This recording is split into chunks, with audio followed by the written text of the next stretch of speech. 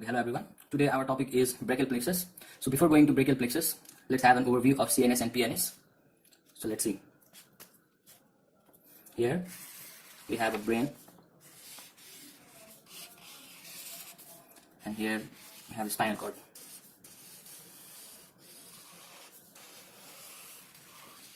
This is cerebellum. Now let's zoom out this structure, that is spinal cord. So here we have the cord section of spinal cord.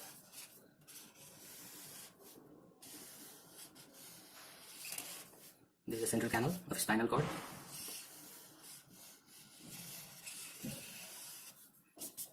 It can be shaded. Now, regarding this spinal cord, the thing that can be seen in front is called as ventral part.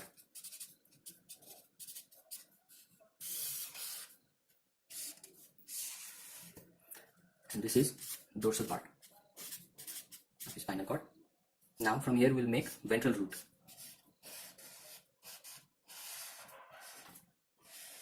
So it goes like this, and from here dorsal root comes out. You should always remember that from dorsal we have sensory nerves coming out, and from ventral we have motor nerves.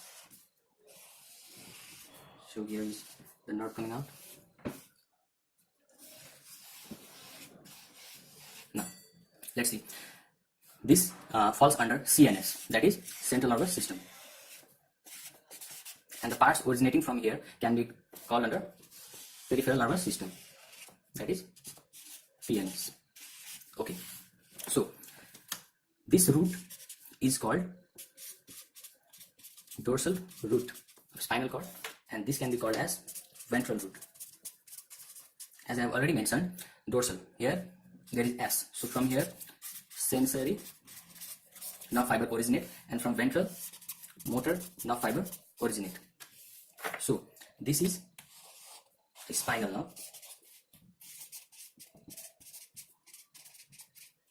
and this spinal nerve further forms brachial plexus. So now let's draw a brachial plexus. Firstly, let's know the formation of brachial plexus. For the formation of brachial plexus, as I have already said you all, that nerve plexus that is formed by the ventral rami of C5, C6, C7, C8 and T1 forms brachial plexus. So let's have overlook. First make C5. It's very easy to draw, but you need to have focus on this.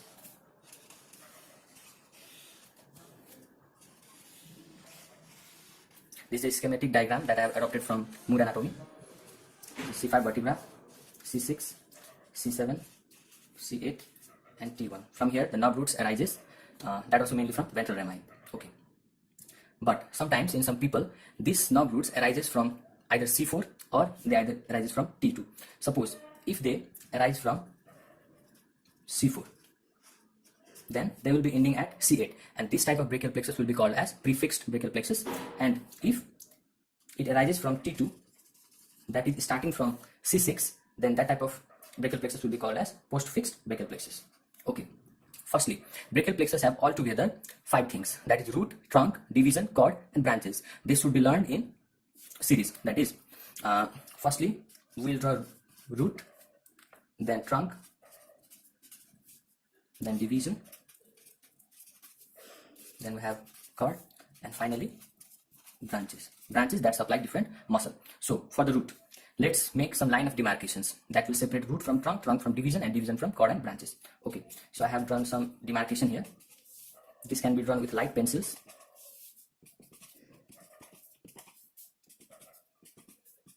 Okay, now firstly let's make root.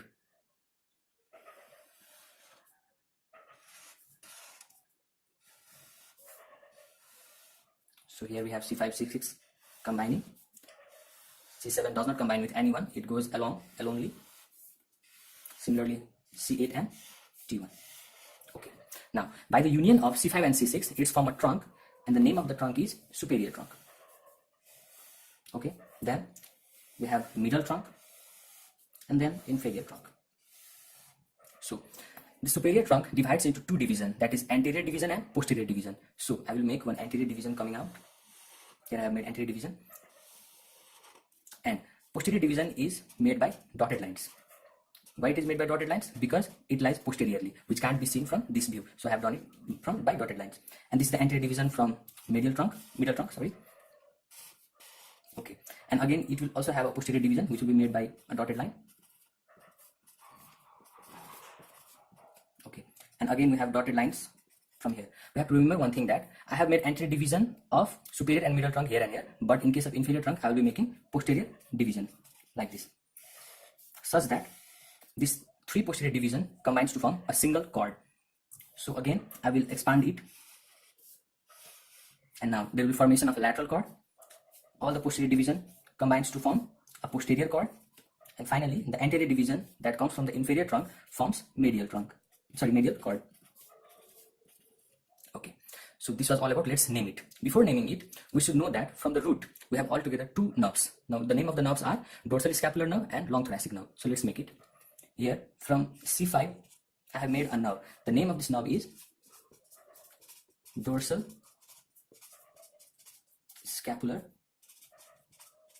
nerve. Similarly, a nerve passes along. As it is long, it is called as long thoracic nerve. It's just a name on it. But we have to note that this nerve is formed by the contribution of only 3 roots, that is from C5, C6 and C7. C8 and T1 does not contribute in the formation of this long thoracic nerve. So I will write its name. It's long thoracic nerve. Okay, so I will go stepwise from root, then trunk, then division. So let's have a clinical significance behind this long thoracic nerve. Long thoracic nerve supplies a muscle called serratus anterior. Okay, so we have a clinical significance here. This serratus anterior is supplied by long thoracic nerve. Suppose a person have a damage of this long thoracic nerve, then he will be having a paralysis of this muscle, serratus anterior. We have to note that this serratus anterior keeps the medial border of the scapula in its stable position, but since it has been paralyzed due to the damage of long thoracic nerve, then there will be winging of scapula. So I will be showing, this is the figure of winging of scapula. Okay, now again, now let's go to the trunk. In the trunk, we have 3 trunks, that is superior, middle and inferior. Some books have written the superior as upper, this is middle and this is lower. So I will be writing, since I have followed Moore, I will be writing its superior trunk. This will be called as middle trunk and this will be called as inferior trunk. There are different thoughts, school of thoughts behind the nomenclature of this trunk. So you can write either superior or upper. There is no such a big deal with that. From the superior trunk, we have 2 branches. One is suprascapular nerve and another is nerve to subclavius. Before going to that, let me say you something about this dorsal scapular nerve. It has been said that whenever there is a pain in the gallbladder, that is in cholecystitis, then that pain migrates to the scapular region, that is to the posterior part. Why is it so? Because here, let's see, dorsal scapular nerve comes from the C5 vertebra. Sometimes it may come from C4 also, C5 ventral rami and C4 ventral rami. Similarly, the phrenic nerve that supplies the diaphragm is also originating from C5 vertebra, C5 ventral rami. So from this we can know that if the pain originates in the cholecystitis case, that is the inflammation of gallbladder, then that pain can be sensed by even the, pain can be taken by the dorsal scapular nerve, which will be giving its sensation to the posterior part of the scapula. Okay, now let's go to the superior trunk. Superior trunk have 2 nerves, that is, the name is suprascapular nerve and another is, let's know it, it's supra. So from opposite to supra will be sub. In front of the scapula we have clavicle. So we can have subclavius muscle and the nerve name is nerve to subclavius. Okay, it can be memorized as you wish. Now, as I've already said, the superior trunk can be divided into 2 divisions, that is anterior division and posterior division. Again, we have anterior division, posterior division. Just I'm writing the name. This is posterior division and it is anterior division. And it will form chord. The name of the chord is lateral chord. This will be posterior chord and this is called medial chord. Now, let's see. These 3 chords now will be giving branches. The name of the branches are like this. Now let's see. We have a small logic here. We will form a median nerve. Let's suppose it's an imaginary one nerve. This will be called as median nerve. Now, this median nerve is formed by the contribution of 2 branches. One comes from the lateral side and one comes from the medial side. So this lateral chord will be having 3 branches. Let's see the branches. This branch will be called as lateral pectoral nerve. Now, another nerve coming out from this lateral cord will be musculocutaneous. I repeat, it's musculocutaneous nerve. Similarly, now we have one branch, okay, and the name of this branch will be, now let's see, this is median nerve, so this branch will be the lateral branch of median nerve. Okay, the name of this branch is lateral branch of median nerve. Similarly, this let's not talk about this posterior cord now. Firstly, let's go to the medial cord. Medial cord will have 4 branches. It can be remembered as @ M for U. That will be having 4 nerves starting from M and one simple U, that is ulnar nerve. Okay, as I have already said, this is the lateral branch, then it must have one medial branch. So this is the medial branch. Okay, medial branch of median nerve. Now this is a single nerve. This will be called as ulnar nerve, and as I have already said, M4. Arthat, this is medial branch of median nerve. Now I have 3 more left. 1, 2, and 3. So what will be their name? It's very easy. This will be called as medial cutaneous nerve of forearm. That is medial cutaneous nerve of forearm. Then when we have forearm, then we must have arm also. So this will be medial cutaneous nerve of arm. This is forearm and this is arm. And finally, one last branch. That is, since I have already mentioned above, this is the lateral pectoral nerve. So now here we will have medial pectoral nerve. Okay. Now from the posterior cord, there are also 4 branches, and it can be remembered as ulnar. This is a mnemonics, but you have to note that it is just a mnemonic. Okay, from U you have upper subscapular nerve. The handwriting may be disturbed this time, so you can hear me. That is upper subscapular nerve, and this can be called as lower subscapular nerve. Okay, and further it will have 3 branches.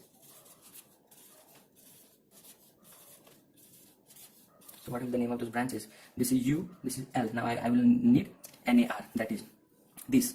This is thoracodorsal nerve. And here we have, okay, this is UL, and now I will have A.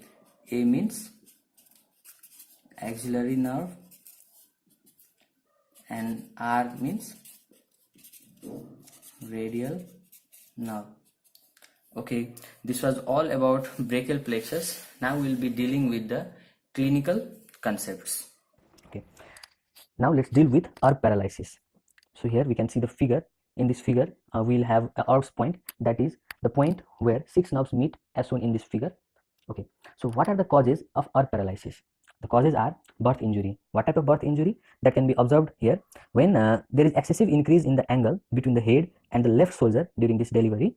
There is excessive increase of angle between the trunk and right upper limb, leading to the damage of this herb point. What will happen there? There will be involvement of some nerve roots, like mainly C5 and partly C6. So if there is damage of the nerve roots, then what will happen? There will be paralysis of different muscles. That is mainly biceps brachii, deltoid, brachialis and brachyradialis will be affected, but there will also partly paralysis of supraspinatus, infraspinatus and supinator muscle. In this case, there will be a deformity. What will happen? Arm hangs by side, it is adducted and medially rotated. This type of deformity will be called as policeman tip hand or porter's tip hand, also called as waiter's tip position. So what happens? We all know that whenever a policeman takes a bribe, then he puts his hand in such a way to take the tip backside. So that type of position of the hand can be seen in herb paralysis. So what are the disability that can be seen? They are abduction and lateral rotation of arm will be lost. Biceps and supinator jogs are lost. Similarly, flexion and supination of forearm will also be lost. And when we talk about the sensation is lost at lower part of deltoid. This is all about herb paralysis. This figure seen here illustrates a man falling from a motorcycle when he is riding in high speed. Here we have there is excessive increase in angle between the head and left shoulder, which will lead to the injury of C5 and C6 ventral rami coming from the spinal cord. Okay, now we'll be dealing about the Klumpke's paralysis. Here the site of the injury is lower trunk of brachial plexus. And what will be the cause of the injury? It's very easy. That is clutching something with hands after a fall from a height. That is, suppose a person falls from a tower and he catches a wire or a tree branch. In that case, there will be injury. Similarly, some birth injury will also cause this type of paralysis. In this case, the nerve roots involved is mainly T1 and partly C8. So what will be the muscles paralyzed? The muscles paralyzed are intrinsic muscles of hand that will be supplied by T1 and ulnar flexors of wrist and fingers that comes from C8 root. In this case, we have a deformity that is called claw hand due to unopposed action of the long flexor and extensor of finger. What happens? There will be disability. There are altogether 5 types of disability. Number 1 will be called as claw hand. This is a very important MCQ question that deals that says clumps paralysis is associated with which type of disability. So you will have claw hand as an option. Then we have Horner syndrome. This Horner syndrome is very important. If T1 is injured proximal to white ramus communicans to first thoracic sympathetic ganglion, then there will be some symptoms like ptosis. Ptosis deals with the drooping of the eyelid. Similarly, miosis. What happens in miosis is there is constriction of the pupil. In anhidrosis, there will be no secretion of or very less secretion of sweat. So another very important clinical correlate related to brachial plexus is winging of scapula. So this can be seen in this figure, winging of scapula. So what are the causes? The causes is very important, as I have already mentioned, that long thoracic nerve coming from the root value C5, C6 and C7, whenever gets damaged, it causes the paralysis of serratus anterior. So whenever there is paralysis of the serratus anterior, then there will be winging of scapula, that is excessive prominence of medial border of scapula. In this case, the person will not be able to push or punch to the anything, and arms cannot be raised beyond 90 degrees. So this was all about brachial plexus and its clinical correlates. Thank you. With it, girl, rock with it, girl, show them it, girl, with a bang bang, bounce with it, girl, dance with it, girl, get with it, girl, with a bang bang.